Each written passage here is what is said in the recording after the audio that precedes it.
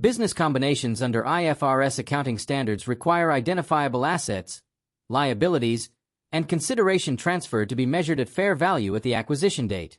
This principle ensures that consolidated financial statements reflect the economic substance of the transaction and provide transparent information regarding the resources acquired and obligations assumed. Fair value measurement is necessary because the historical carrying amounts recorded in the subsidiary's own financial statements may not represent current market values. Measuring both consideration and net identifiable assets at fair value allows accurate calculation of goodwill or gain on bargain purchase. This approach improves comparability, reliability, and faithful representation by ensuring that acquisition accounting reflects the true economic value exchanged between the acquiring entity and the acquired business. The fair value of consideration transferred in a business combination may consist of several components, each requiring separate measurement. Cash consideration is measured at the amount paid at acquisition date. Share exchanges are measured using the fair value of shares issued by the acquirer, usually based on market prices at acquisition date. Deferred consideration involves future payments and must be discounted to present value because settlement occurs after acquisition. Contingent consideration depends on future events or performance targets and is recognized initially at fair value regardless of probability. Subsequent changes in contingent consideration may affect profit or loss depending on classification. Proper measurement of all consideration components is essential because they directly influence acquisition accounting, consolidated goodwill, and future financial reporting outcomes. Goodwill arises when the fair value of consideration transferred, together with non-controlling interests and previously held interests where applicable, exceeds the fair value of identifiable net assets acquired. Goodwill represents future economic benefits arising from synergies, customer relationships, market position, or other advantages not separately identifiable. Conversely, if identifiable net assets exceed consideration transferred, a gain on bargain purchase is recognized in profit or loss after reassessment of measurements. Accurate fair value adjustments are therefore critical because errors in valuing assets, liabilities, or consideration directly affect reported goodwill and future impairment assessments.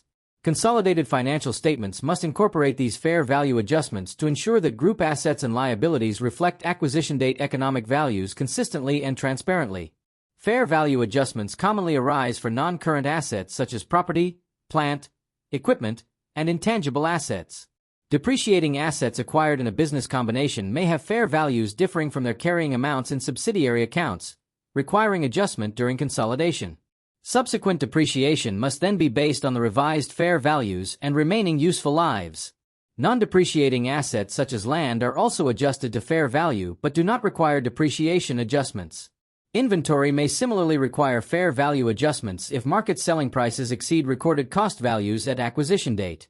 These adjustments increase the accuracy of consolidated financial statements by ensuring that acquired assets are reported at amounts reflecting current economic conditions rather than outdated historical carrying amounts. Deferred tax implications often arise from fair value adjustments because tax authorities may continue recognizing original tax bases while accounting records reflect fair value increases or decreases. Temporary differences between fair values and tax bases therefore create deferred tax assets or liabilities under IAS 12 income taxes. These deferred tax effects must be recognized during acquisition accounting because they influence the fair value of identifiable net assets acquired and consequently affect goodwill calculations. In addition, liabilities and previously unrecognized assets, including contingent liabilities and certain intangible assets, may need recognition at fair value during consolidation even if absent from the subsidiary's individual financial statements. This comprehensive recognition approach ensures complete and faithful representation of acquired economic resources and obligations within consolidated reporting. Contingent liabilities acquired in business combinations are recognized at fair value if they represent present obligations arising from past events and can be measured reliably, even when outflows are not probable under IAS 37. Similarly, identifiable intangible assets not previously recognized by the subsidiary, such as customer relationships, brands, or licenses, may require recognition if separable or arising from contractual rights. These adjustments broaden the scope of assets and liabilities included in consolidated financial statements beyond amounts previously recognized by the subsidiary.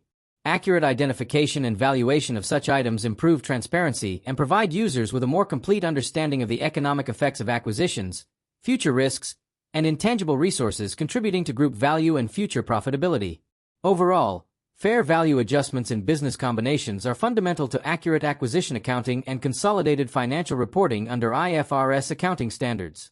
Measuring consideration transferred and identifiable assets and liabilities at fair value ensures that consolidated statements reflect economic substance and current market conditions rather than historical carrying amounts.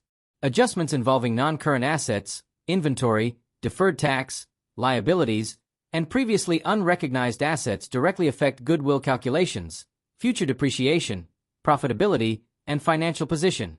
The recognition of contingent liabilities and intangible assets further strengthens transparency and completeness within group reporting. For DIP IFR candidates, understanding fair value adjustments is essential because acquisition accounting represents one of the most technically demanding and strategically significant areas of international financial reporting and corporate consolidation practice.